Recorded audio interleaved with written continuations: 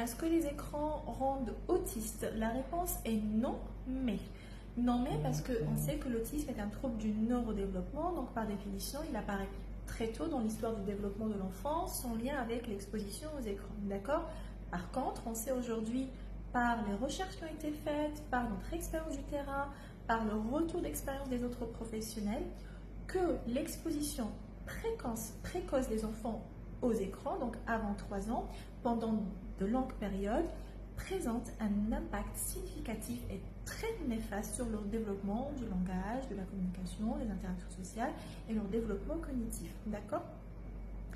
Dans notre expérience du terrain, ce qu'on peut observer, c'est que nous avons des enfants, nous recevons des enfants qui présentent pour certains un retard de langage, donc à 2 ans, 3 ans, l'enfant ne parle pas ou parle très peu, ou même des enfants qui présentent des signes cliniques d'autisme, qui présentent une symptomatologie autistique.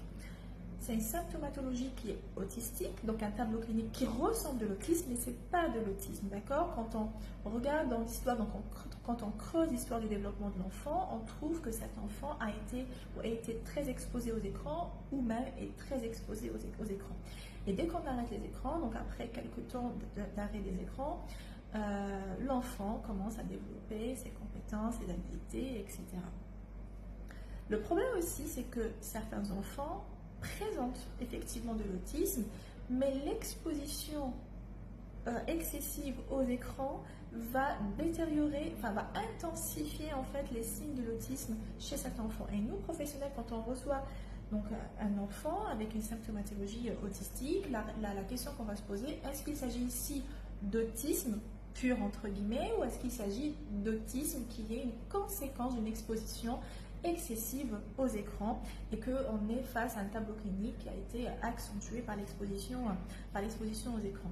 Donc dans tous les cas, l'exposition aux écrans n'est pas bénéfique, elle est même néfaste au développement de l'enfant. Un enfant avant l'âge de 6 ans n'a pas besoin en fait d'être exposé aux écrans pour apprendre. Au contraire, l'enfant apprend dans l'interaction avec son environnement, dans l'interaction avec ses parents, dans l'interaction avec son entourage.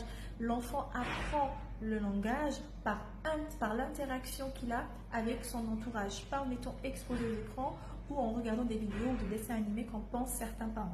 J'ai certains parents qui me disent: mon enfant apprend ou a appris beaucoup de choses, beaucoup de phrases grâce aux dessins animés. En fait, il a appris le langage, mais il n'a pas appris à communiquer en fait. D'accord? Un certain point qui est aussi important, c'est que les enfants qui présentent un autisme ont un attrait en fait naturel ou un attrait beaucoup plus important que les autres enfants pour les écrans. Pourquoi? Parce que les enfants avec TSA présentent une anxiété face à leur environnement social, d'accord, face au changement, l'imprévisibilité de l'environnement, et donc les écrans sont beaucoup moins anxiogènes pour eux. Donc ces enfants-là vont être attirés beaucoup plus que les autres enfants par les écrans. Donc attention, parce que ces écrans-là ne vont pas leur rendre service, hein, ils vont en fait accentuer leur symptomatologie, surtout quand ils sont petits. Donc un petit enfant, 1 an, 2 ans, 3 ans, 4 ans, n'a pas besoin d'écran pour se développer et pour développer ses habiletés et ses compétences. Il a besoin de l'interaction avec son entourage, son environnement social.